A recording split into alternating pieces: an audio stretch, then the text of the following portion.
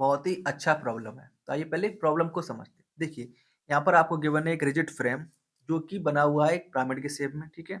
इसका ये जो बेस दिख रहा है एबीसीडी, ये आपका कैसा है? ये आपका है स्क्वायर, और जो ओ पॉइंट है ना, मान लेते हैं ये आपका स्क्वायर है, इसके जस्ट वर्टिकली अपवार्ड है। साथ ही आपका जो पूरा का पूरा फ्रेम है वो इलेक्ट्रिकली न्यूट्रल है। अब इस फ्रेम को एक इलेक्ट्रिक फील्ड में रखा जाता है, राइट? जिसका डायरेक्शन कुछ ऐसा है। ये पॉइंट यदि ए हो, ये डी, बी और सी।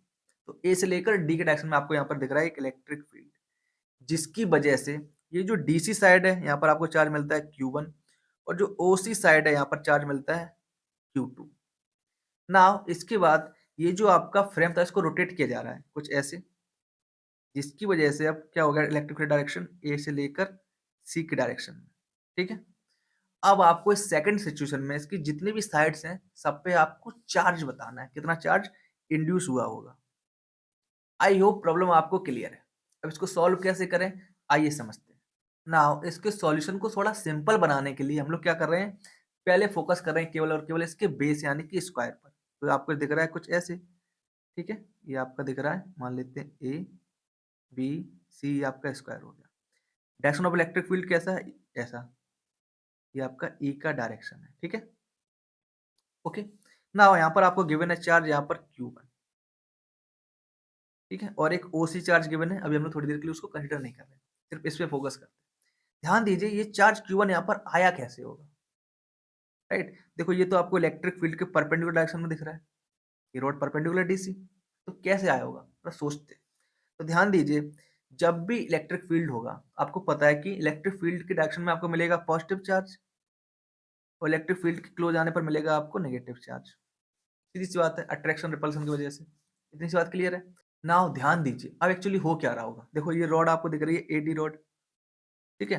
जब इलेक्ट्रिक फील्ड यहाँ से पास हो रहा है तो इस रॉड पे क्या आ रहा होगा, चार्ज इंड्यूस होगा। तो यहाँ पर आपको मिल जाएगा पॉजिटिव चार्ज बहुत सारा इकट्ठा होता हुआ, और यहाँ पर मिल जाएगा नेगेटिव चार्ज इकट्ठा होता हुआ।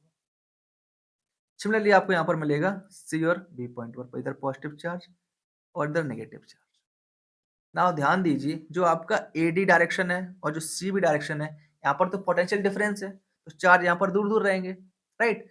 बट यहाँ पर ध्यान से देखिए, ये जो ए बी और डी सी है, यहाँ पर कोई भी पोटेंशियल डिफरेंस नहीं है, क्योंकि यहाँ पर ई हर जगह सेम है। तो ये जो चार्ज है यहाँ पर, जो माइनस और माइनस इकट्ठा हुआ है, ये इस पे पूरे पे क्या हो जाएगा, डिस्ट्रीब्यूट हो जाएगा, और यहाँ पर भी डिस्ट्रीब्यूट हो जाएगा।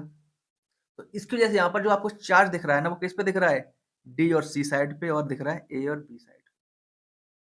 तो अब स्टार्टिंग की इस सिचुएशन में क्या रहने वाला है, ध्यान दीजिए, यहाँ पर आपको मिल जाएगा, देखो डीसी चार्ज इधर गिवन है, तो जाहिर सी बात है यदि डीसी चार्ज उधर पॉजिटिव है तो ए बी की साइड कितना होना चाहिए, सेम चार्ज, राइट?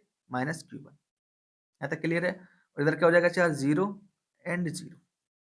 ये तो होगी आपकी चारों साइड्स, राइट? नाउ एक बात और ध्यान रखिएगा कि जो आपका इंड्यूस्ड चार्ज है ना, वो इलेक्ट्रिक फील्ड का कितना कंपोनेंट उस डायरेक्शन में इस पे डिपेंड करता है। यानी कि आप बोल सकते हैं जो Q इंड्यूस्ड होगा, ठीक है, वो प्रोपोर्शनल होगा E के, उसके खुद के डायरेक्शन में।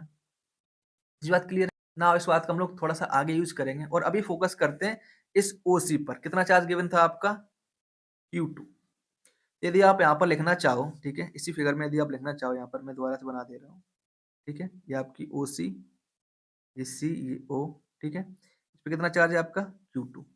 तो सिमिलरली यहाँ पर यदि मैं सारी साइड्स बना दूं, D A B, ठीक है, ऐसे ऐसे, तो सिमेट्री से आप बता सकते हो कि यदि OC पे Q चार्ज है Q2, तो OD पे भी कितना होना चाहिए, Q2, और AO पे कितना होना चाहिए, माइनस Q2, और OB पे माइनस Q2। यहाँ तक सिचुएशन क्लियर है, राइट?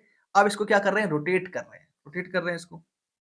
तो देखिए, तो अब सिचुएशन क्या रहने वाली है, इसको हम लोग फिर से थोड़ा सा ऐसे बनाते हैं फिगर, किसका, केवल बेस का।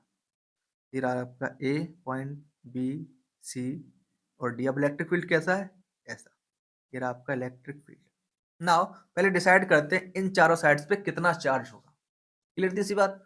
तो नाउ ध्यान से देखिए, अब यहाँ पर जो आपकी चारों साइड्स हैं, ठीक है, ये आपका रह जाएगा आपका इस डायगोनल के डायरेक्शन में इलेक्ट्रिक फील्ड।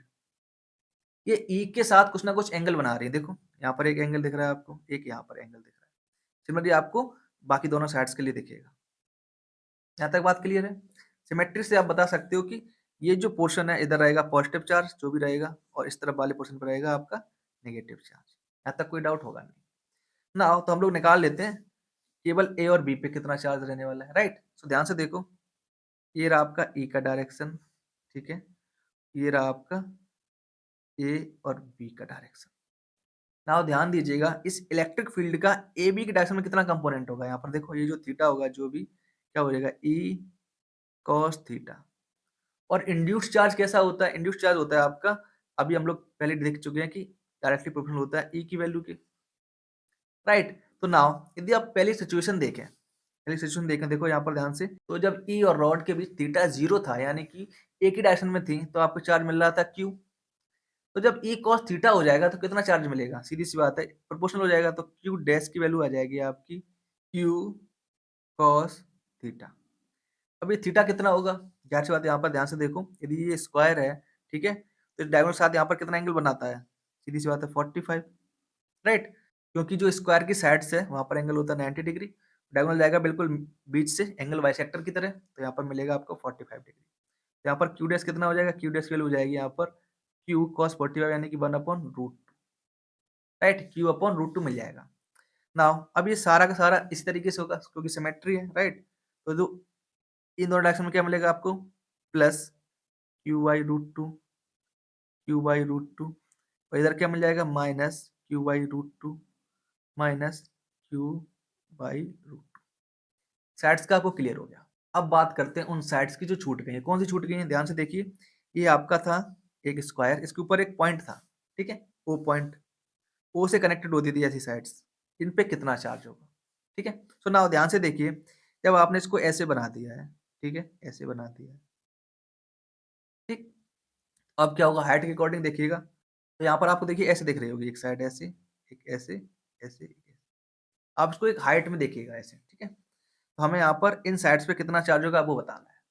थोड़ा सा अपनी इमेजिनेशन पावर का यूज कीजिए, ठीक है। सो नाउ यहाँ पर देखिए, ये रहा आपका ए, ये रहा आपका बी, ये सी, ये डी, ये पॉइंट आपका ओ है, ठीक है।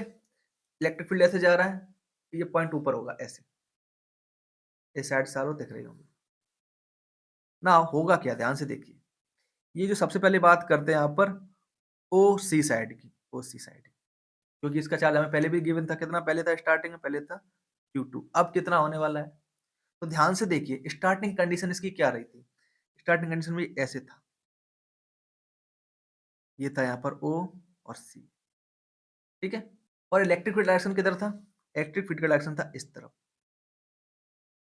राइट। नाउ यदि आप प्रीवियस कंडीशन में देखें, तो इसका इलेक्ट्रिक फील्ड का डायरेक्शन ओ सी की तरफ कितना रहा, इसके साथ जो एंगल बनाएगा कितने का, 45 का, राइट। तो यहाँ पर देखो, तब इसके पास था आपका ई नॉट जो भी था इंटू 1/√2, तब कितना चार्ज मिल रहा था इसको, Q2। बात क्लियर है। अब बात करते हैं प्रेजेंट सिचुएशन की। तो प्रेजेंट सिचुएशन में जो आपको ओसी दिख रही है ना, इलेक्ट्रिक फील्ड के साथ अलाइंड है, यानी कि अब एंगल कितना है, 0, और अब पूरी की पूरी इलेक्ट्रिक फील्ड आपको मिलेगी। तो अब चार्ज कितना होना चाहिए, सीधी सी बात है, पहले जितना था, ठीक है, यहाँ पर Q2, इसमें मल्टीप्लाई हो जा रहा है √2 का, इसमें भी किसका मल्टीप्लाई हो जाएगा, √2 का। तो अब जो चार्ज मिलेगा कितना मिलेगा, Q2 √2। ये बात क्लियर है ना। ध्यान से देखिए, तो कितना मिल रहा है चार्ज और सी पर, या इतना मिल रहा है Q2/√2। तो ओ ए पे कितना मिलेगा, इसके पास वाली है, इसका नेगेटिव, यानी कि माइनस Q2/√2। ना ध्यान दीजिए, ओडी और ओबी ये इलेक्ट्रिक फील्ड डायरेक्शन के परपेंडिकुलर है। तो ऐसी सिचुएशन में यहाँ पर कोई भी पोटेंशियल डिफरेंस होगा नहीं, तो यहाँ पर क्या मिलेगा, दोनों कंडीशन में इन दोनों को चार्ज मिलेगा आपका 0। आई होप प्रॉब्लम आपको क्लियर हो चुकी होगी।